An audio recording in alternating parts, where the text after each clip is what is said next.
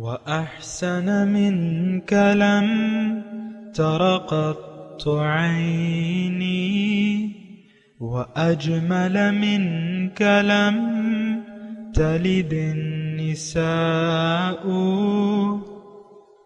خلقت مبرأ من كل عيب خلقت مبرأ من كل عيب كأنك قد خلقت كما تشاء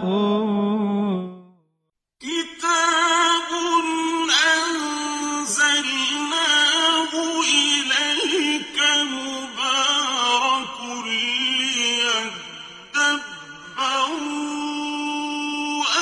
آياته وليتذكر أولو الألباب.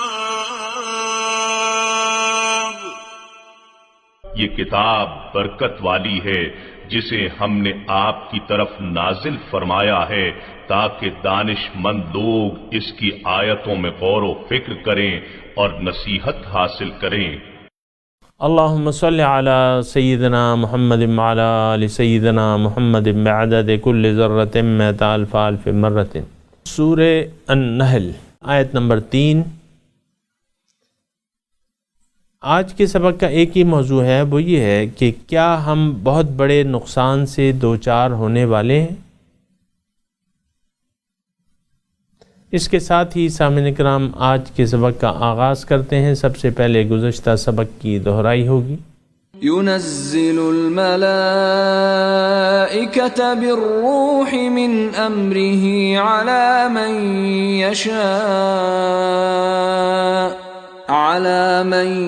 يشاء من عباده أن أنذروا أنه لا إله إلا أنا فاتقون.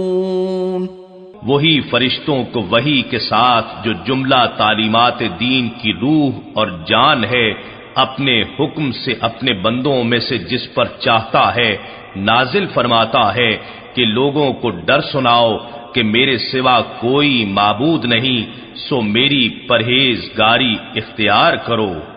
سامعین کرام سورہ النحل آیت نمبر 3 سے آج کا سبق شروع ہو رہا ہے، اور لفظی ترجمہ خلق السماوات والارض، پیدا کیے ہیں اس نے آسمان اور زمین کو بالحق، بامقصد، حق کے ساتھ، یعنی ایک مقصد کے تحت. تعالی عما یشرکون، بہت بلند ہے وہ ان ہستیوں سے جو یہ شریک کرتے ہیں اللہ کے ساتھ. سامعین کرام یہ اس قسم کی آیت مزید جگہ بھی آئی ہیں. افحسبتم انما خلقناکم عبثا وانکم الینا لا ترجعون. اللہ تعالیٰ فرماتا ہے دوسری جگہ کہ تمہارا کیا خیال ہے کہ تمہیں میں نے عبث پیدا کیا ہے، بے مقصد پیدا کیا ہے، اور میں تم سے پوچھوں گا نہیں، میں وانکم الینا لا ترجعون، تم میرے پاس واپس لوٹ کے نہیں آؤ گے. عام طور پہ سامعین کرام تصور، عام طور پہ میں کہہ رہا ہوں، انسان یہ خیال کرتا ہے یا اس کے اعمال اس کے اس یقین کی گواہی دیتے ہیں کہ یہ اس کی تخلیق جو ہے اس کا کوئی خاص مقصد نہیں ہے سوائے دنیا اور ما فیہا کے. یعنی میں اور آپ جس ماحول میں رہ رہے ہیں اس میں اکثر انسان اس خیال کے تحت زندگی گزار رہے ہیں کہ بس یہی زندگی ہے، جو دنیا کی زندگی ہے نا یہی زندگی ہے، اور کچھ لینا دینا نہیں ہے، اس زندگی سے کچھ لینا دینا نہیں ہے. آپ دیکھ لیں عام طور پہ آپ کے ارد گرد جو لوگ ہیں، آپ کے جو ضلع میں ہیں، جو آپ کے صوبے میں ہیں، جو آپ کے ملک میں ہیں، جو اگر مزید وسیع نظر کرنی ہو تو باقی دنیا پہ بھی ایک نظر ڈالیں ہمارے اعمال اصل میں کیا بات یہ ہے کہ ہم اعمال جو ہے وہ گواہی دیتے ہیں انسان کے یقین کی. انسان وہی کام کرتا ہے جس کے متعلق اس کا یقین ہو. یعنی آپ دیکھیں نا، کسی کاروبار میں آپ اس وقت تک ہاتھ نہیں ڈالتے جب تک 2 پیسے بنانے کی امید نہ ہو آپ کو. یعنی گھاٹے کا سودا آپ نہیں کرتے. یہ نہیں کہ آپ نے 5 لاکھ روپے کاروبار میں لگائے اور باوجود اس کے کہ آپ کو معلوم تھا کہ نہ صرف جمع پونجی سے ہاتھ دھونا پڑے گا بلکہ پلے سے بھی ڈالنے پڑیں گے. ایسا تو آپ نے کہیں دیکھا ہے؟ ایسا میں نے نہیں دیکھا. تو انسان جو ہے گھاٹے کا سودا کبھی نہیں کرتا اپنے خیال سے. آخرت پہ تو اس کا یقین اگر ہوتا تو اس کے ظاہر اعمال سے پتہ چلتا. میں مسلمانوں کی بات کر رہا ہوں سامنے کرام، کافروں کی، بد مذہبوں کی، مشرکوں کی، یعنی جو صریح طور پہ مشرک ہیں جیسے کہ ہندو ہیں، یا جو گمراہ ہو چکے ہیں جیسے کہ عیسائی ہیں جن پہ اللہ کا غضب ہے، جو کہ یہود ہیں، مجوسی ہیں. ان کی میں بات نہیں کر رہا، میں کلمہ گو، میں اپنی اور آپ کی بات کر رہا ہوں، اس معاشرے کی بات کر رہا ہوں. ہم جس انداز سے زندگی گزار رہے ہیں اس سے یہ معلوم ہوتا ہے کہ ہماری زندگی کا مقصد سوائے دنیا کی کامیابی کے اور کچھ بھی نہیں. آپ دیکھیں نا، سیاسی پارٹیوں میں دیکھیں، اقتدار تک کھینچا تانی ہے ساری. وہ مذہبی جماعتیں ہوں یا سیاسی پارٹیاں ہوں، اور سب اقتدار تک، اسلام آباد تک وہ چاہتے ہیں. آج تو آپ کو معلوم ہے دھرنے ہو رہے ہیں اور جلسے ہو رہے ہیں، اور سارا مطلب جو اپوزیشن میں ہوتا ہے وہ بس ایک بلیم گیم شروع کر دیتا ہے اور بس اپنا الو سیدھا کر رہے ہیں سب لوگ. یہ میں آپ کو یعنی جو سیاست ہے اس کا میں حال بتا رہا ہوں کہ یہ سب جو ہے عوام کی ان کو کوئی پرواہ نہیں ہے. یہ سب اسلام آباد جانے کے چکر میں ہے کہ ہم وزیر اعظم ہاؤس تک پہنچ جائیں، یا کسی وزیر کے اختیارات ہمیں مل جائیں، یا مشیر، یا جو بھی ہے نا، اپنے اپنے درجات کے حساب سے. یا جو ہمارے مذہبی گروپ ہیں جو تفرقہ بازی میں پڑے ہوئے ہیں، ایک دوسرے کو کافر قرار دے رہے ہیں، اور ہم عام لوگ جو ہیں یہ تو بس دنیا ہی دنیا اس کے چکر میں پڑے ہوئے ہیں. 2 + 2 = 4 کے چکر میں پڑے ہوئے ہیں کہ 2 پیسے سے 4 پیسے کب بنائیں. اور بس یہ ایک ایسے معاشرے میں ہم رہ رہے جو ظاہر پرست معاشرہ ہے. اس بات کو کہنے میں مجھے کوئی دلیل دینے کی ضرورت نہیں ہے. ظاہر پرست ہیں، مٹیریلسٹ ہیں ہم. تو یہ تو اللہ تعالیٰ کی جو تخلیق ہے یا جس مقصد سے اس نے تخلیق کی ہے، یہ اس کے بالکل خلاف جاتی ہے بات. اللہ تعالیٰ نے ہمیں دنیا کے لیے نہیں پیدا کیا ہے، ہمیں آخرت کی کامیابی کے لیے پیدا کیا ہے. الدنیا خلقت لکم وانتم خلقتم للآخرہ. اللہ کے رسول فرماتے ہیں کہ دنیا تمہارے لیے اور تم کو اللہ تعالیٰ نے آخرت کی کامیابی کے لیے پیدا کیا ہے. اب آخرت کی کامیابی کیا ہے؟ آخرت میں کون ہے سوائے اللہ کے؟ اور کیا ہے؟ یعنی اللہ ہی کے پاس ہم نے جانا ہے. انا للہ و انا الیہ راجعون کا یہی مطلب ہے. بہرحال میں کہہ رہا تھا اس قسم کی آیتیں جو ہم نے پڑھی ہیں کہ اللہ تعالیٰ فرما رہا ہے یہ آسمان اور زمین کی تخلیق تو میں نے بامقصد کی ہے. اے انسان، تم تو اس کے روح رواں ہو اس کائنات کے. وَلَقَدْ كَرَّمْنَا بَنِي آدم، انسان کو میں نے فضیلت دی ہے. تو انسان جو ہے اشرف المخلوقات ہے. تمام یہ میں نے گزشتہ درس میں بھی عرض کیا تھا کہ جو ہمیں مخلوقات نظر آ رہی ہیں ان کا ظاہر و باطن ہمارے سامنے واضح ہے. یعنی مقصد ان کا جو مقصد تخلیق ہے پورا ہوتا نظر آ رہا ہے.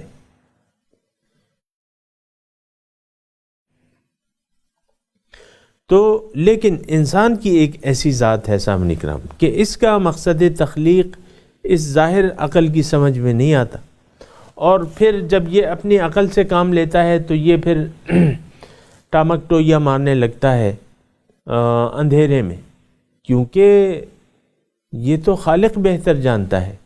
جب خالق سے ہم پوچھیں گے تو وہ ہمیں بتا دے گا کہ تمہاری انتہا تو تمہارا رب ہے، وَأَنَّ إِلَىٰ رَبِّكَ الْمُنْتَهَىٰ، تمہارا پہنچنا جو ہے وہ تو رب کے پاس ہے۔ تو انسان کا جو مقصد ہے نا سامعین کرام، وہ دنیا ہرگز نہیں ہے۔ اور میں صرف یہ کہہ رہا ہوں، اور بار بار اگر میں یہ کہوں کہ ہم لوگ دنیا پر یقین رکھتے ہیں، آخرت پر یقین نہیں رکھتے۔ دیکھیں نا، ہماری جو قومی زندگی ہے، جو اجتماعی زندگی ہے، دیکھیں دو تین میں آپ کو باتیں بتا رہا ہوں۔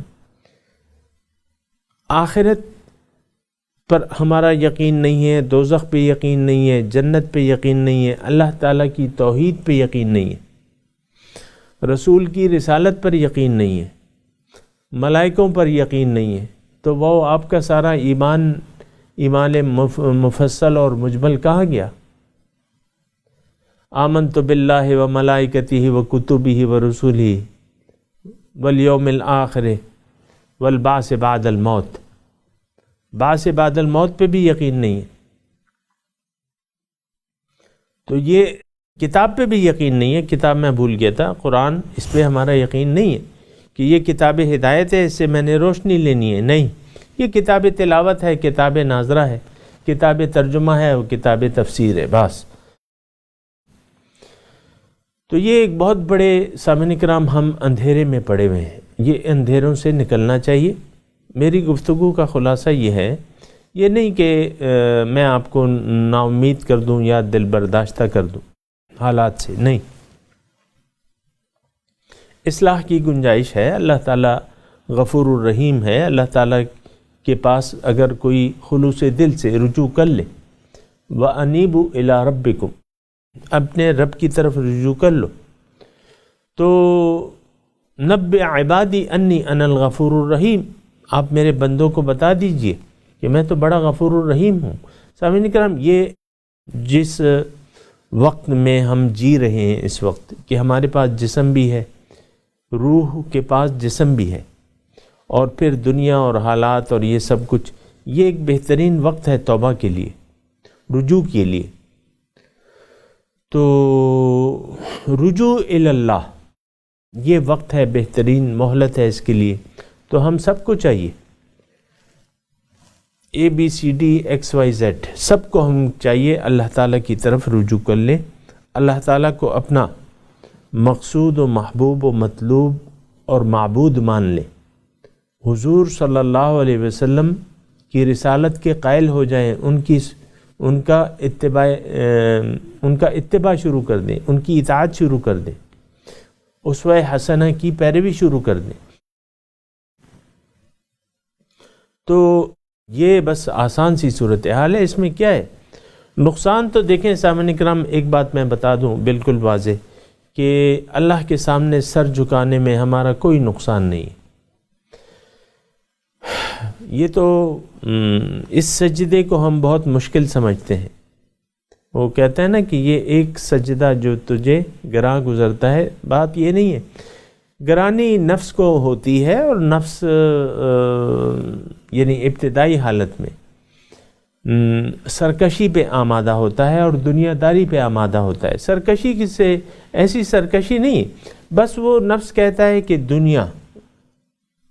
دنیا ہی کو دیکھو، دنیا ہی حاصل کرو۔ نفس چونکہ اس کا تعلق ظاہر سے ہے تو وہ پھر ہمیں دنیا داری کی طرف مائل کرتا ہے، لیکن عقل ہمیں اللہ تعالیٰ نے دی ہے، اللہ تعالیٰ نے اپنی ہدایت بھجوائی ہے، اس کو ہم اگر دیکھیں اور اس سے ہدایت حاصل کریں، ہمیں معلوم ہوگا کہ ہم کون ہیں۔ تو یہ ساری باتیں ہیں سامنے کرام، اللہ تعالیٰ فرماتا ہے خلق السماوات والارض بالحق، میں نے آسمان، اس کائنات کو ایک بامقصد پیدا کیا ہے، تعالی عما یشرکون، اور یہ تعالی اللہ تعالیٰ بہت بلند ہے اس شرک سے جو یہ لوگ کرتے ہیں. کیا مطلب؟ اس میں مضمون ہے سامعین کرام کہ یہ زمین اور آسمان اللہ تعالیٰ فرما رہا ہے کہ اس کو میں نے بامقصد پیدا کیا ہے. اے انسان تمہارے لیے پیدا کیا ہے. اے انسان تمہیں میں نے اپنے لیے پیدا کیا ہے. ذرا توجہ رکھیں ان الفاظ پہ. دوبارہ میں ایک کڑی بیان کرتا ہوں کہ اس کائنات کو اللہ تعالیٰ نے فرمایا کہ میں نے بامقصد پیدا کیا ہے اور یہ میں نے تمہارے فائدے کے لیے مسخر کر دی ہیں. انسان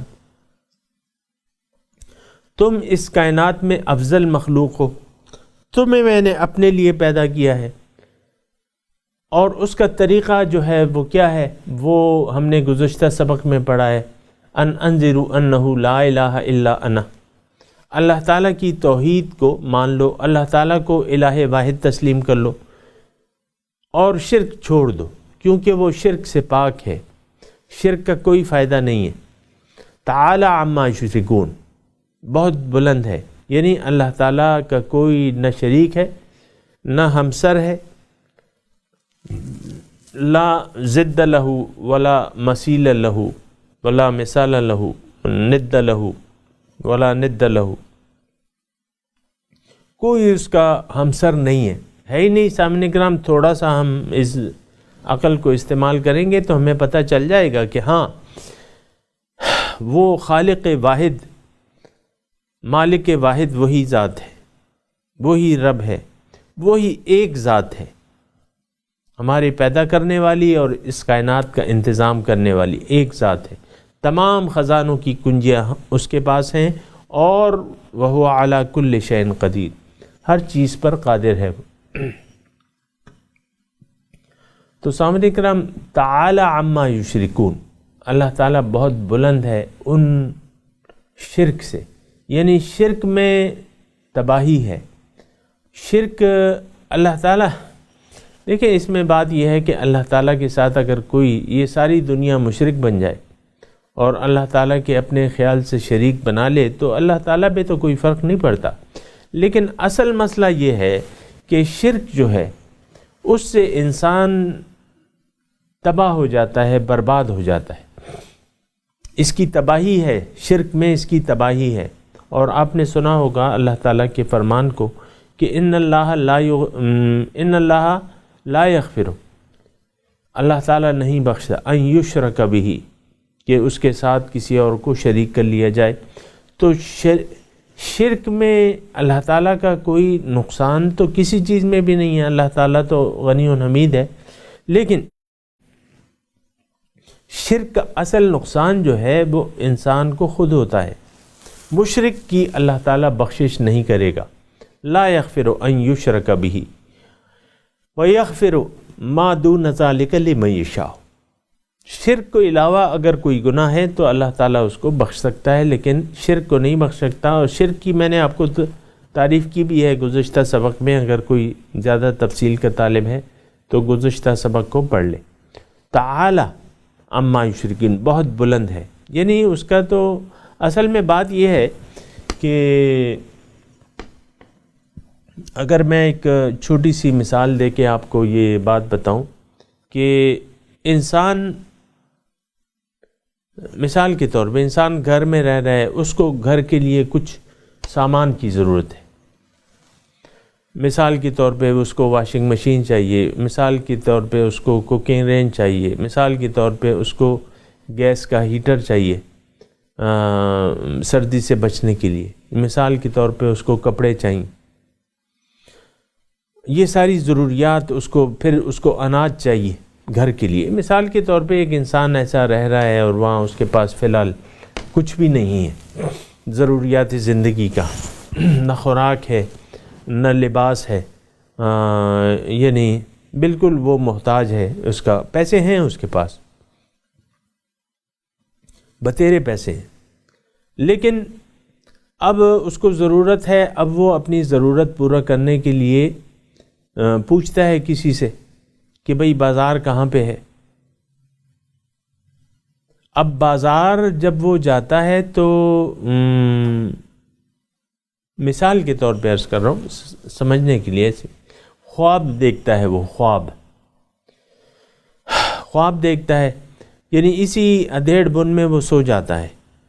خواب دیکھتا ہے کہ میں بازار میں ہوں اور خوب سامان سے لدا پھندا بازار ہے، اس میں کپڑے بھی ہیں، اناج بھی ہیں، گوشت، جو بھی اس کی ضروریات ہیں وہ سب موجود ہیں. اس کے پاس ہوتے ہیں خواب میں تھوڑی دیر کے لیے، فرض کر لیں، ایسا ہو نہیں سکتا لیکن تھوڑی دیر کے لیے فرض کر لیں، اس کی جمع پونجی جو ہے وہ حقیقت میں اس کے پاس ہے خواب میں، لیکن دیکھ رہا ہے یہ خواب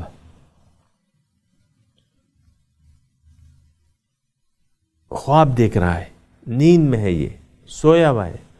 خواب میں ایک نقشہ اس کو بازار کا نظر آیا ہے، اس کے پاس خواب میں اصل پونجی تھی جو اس کے پاس تھی، تو اس نے دھڑا دھڑ سامان خریدنا شروع کر دیا، یہ اور وہ بہرحال جو بھی اس کی ضروریات تھی، اور جمع پونجی ساری اس نے خرچ کر دی.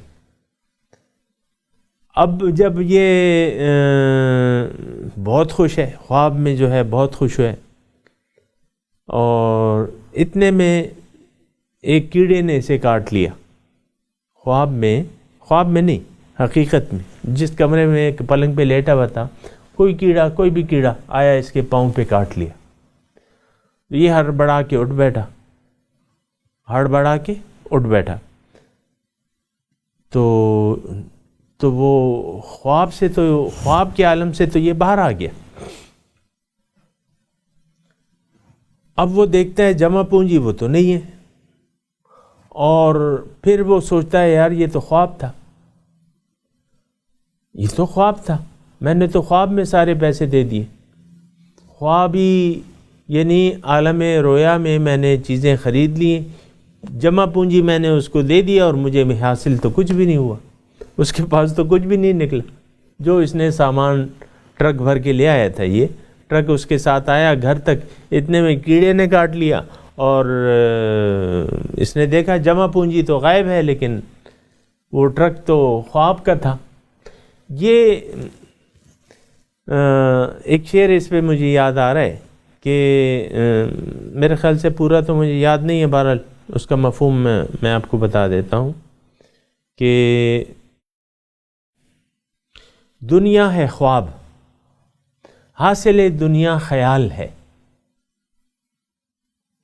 ہم خواب دیکھ رہے ہیں خیال میں. دنیا ہے خواب، حاصل دنیا خیال ہے.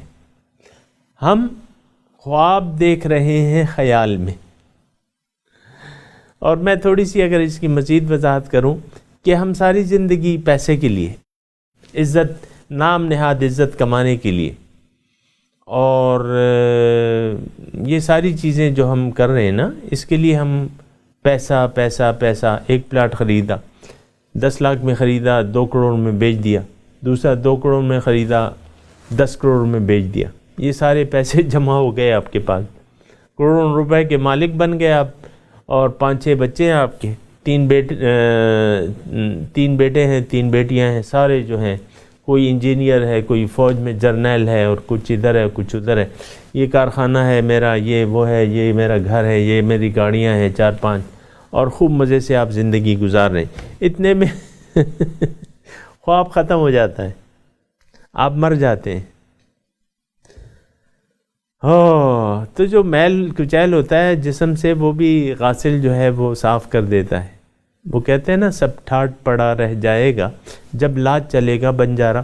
یہ شرک ایسی چیز ہے سامعین کرام کہ انسان ما سوی اللہ پہ بھروسہ کر لیتا ہے، ما سوی اللہ کو دیکھتا ہے. ذرا توجہ سے یہ مضمون سنیں. ما سوی اللہ کو دیکھتا ہے، ما سوی اللہ پہ بھروسہ کر لیتا ہے، اور ساری زندگی اس کے لیے گزار دیتا ہے. ایک خواب دیکھتا رہتا ہے، دس از مائی ڈریم، یہ میرا خواب ہے. اچھی بیوی حاصل کرنا ایک خواب. مثال کے طور پہ لڑکا جب جوان ہوتا ہے، جب وہ میاں بیوی اکٹھے ہو جائیں، اچھے بچے اور مناسب تعداد میں بچے، پھر ان کی اعلیٰ تعلیم ایک خواب ہوتا ہے. پھر ان کے لیے بیٹے ہیں تو ان کے لیے، ہر بیٹے کے لیے ایک ایک گھر ایک خواب ہوتا ہے. پہلے تو آپ نے اپنے خواب پورے کر لیے، پھر بیٹوں کے خواب، یہ وہ اس کا، پھر یہ ان کی شادیاں، پھر اس میں آپ کے بالوں میں سفیدی آ جاتی ہے، آہستہ آہستہ جو ہے وہ پھر ایک وہ آتا ہے، یا اکثر ہوتا ہے نا وہ برین ہیمریج ہو جاتا ہے، فالج ہو جاتا ہے، بندہ معذور ہو جاتا ہے، پلنگ پہ پڑ جاتا ہے، کچھ بھی نہیں ہوتا۔ تو یہ ایک خواب ہے سامعین کرام، اللہ تعالیٰ اس کی طرف ہمیں متوجہ کر رہے ہیں۔ خلق السماوات والارض بالحق، ایک مقصد ہے، اے انسان تمہارا مقصد ہے، یہ کائنات میں نے تمہارے لیے پیدا کی ہے، تمہیں میں نے اپنے لیے پیدا کیا ہے۔ خوابوں میں زندگی نہ گزارو، آخرت کے لیے کوشش کرو جہاں تم جانا ہے۔ ہم تو خواب کے پیچھے لگے ہوئے ہیں سامعین کرام۔ ساری دنیا کی دولت اگر آپ کے اکاؤنٹ میں آ بھی گئی، مثال کے طور پہ، اول تو ایک شخص کے پاس ساری دولت نہیں، اللہ تعالیٰ نے یہ مثال قائم کی ہے، قیامت کے دن اگر ساری دولت دنیا کسی کے پاس ہو اور اتنی اور بھی ہو، اور وہ پھر فدیے میں دینا چاہے تو اس سے میں قبول نہیں کروں گا۔ تو بہت ایک سامعین کرام خطرناک صورتحال سے واسطہ پڑنے والا ہے ہمارا ان خواب دیکھنے والوں کو، جو دنیا کے پیچھے دوڑ رہے ہیں، ان کی دوڑ دنیا تک کے ہے، دنیاوی مرتبہ، دنیا کی دولت، بچے، بیوی، میں، یہ میرے دوست، میرا حلقہ احباب، یہ خواب ہے سارا۔ اور جب قبر میں سوالات پوچھے جائیں گے، وہاں یہ کچھ سوال نہیں ہوگا اس کے بارے میں کہ کتنا کمایا، کتنے بچے تھے، کتنی دولت کمائی، تو وہاں تو پوچھا جائے گا رب کون ہے تمہارا، تمہارا مقصود کون تھا، تم نے کیوں زندگی، کس لیے زندگی گزاری، حقیقی مقصود کون تھا؟ تو اللہ تو اس کا مقصود نہیں تھا، وہ کہتا تھا مجھے تو پتہ ہی نہیں، ہاں لا ادری۔ تو پھر یہ ایک ایسی بات ہے سامعین اکرام کہ بہت بڑے نقصان سے دو چار ہونے والے ہیں ہم، یہ میں بالکل واضح طور پہ بتا دوں۔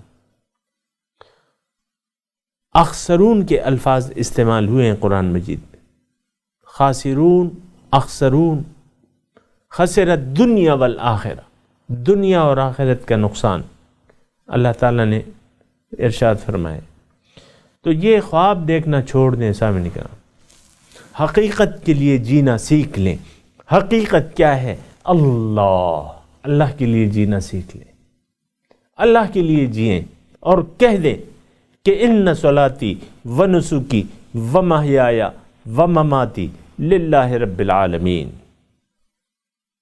کہ میری نماز، میری قربانی، میری زندگی، میری موت اللہ کے لیے جو کہ رب العالمین ہے۔ اللہ کے لیے جینا سیکھ لیں، اپنے کاموں کو اللہ کے سپرد کر دیں۔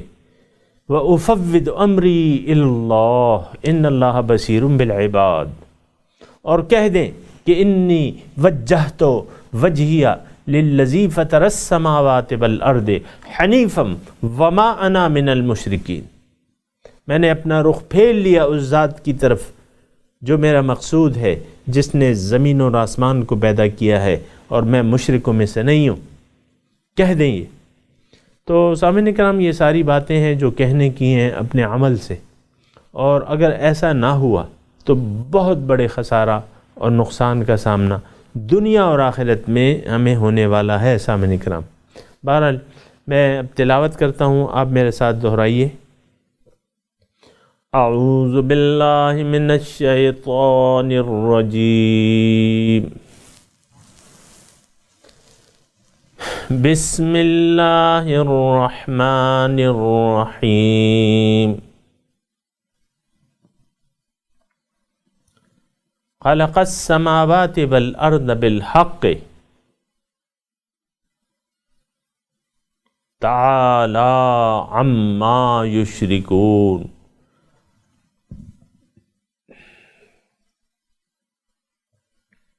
ترجمہ سنا دیجئے۔ خلق السماوات والارض بالحق،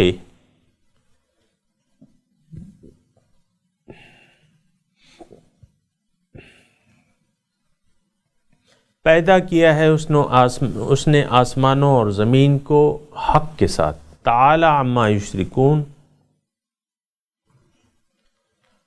بہت بلند ہے وہ جو یہ اس کے ساتھ شریک کر رہے ہیں۔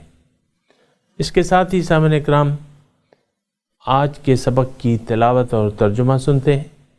خلق السماوات والأرض بالحق تعالى عما يشركون. He created the heavens and the earth with justice. He is exalted above the associations they attribute. اس کے ساتھ ہی سامعین اکرام آج کے درس کا وقت اختتام کو پہنچا۔ انشاءاللہ اگلے درس میں ملاقات ہوگی۔ وآخر دعوانا ان الحمد للہ رب العالمین، والسلام علیکم ورحمۃ اللہ وبرکاتہ۔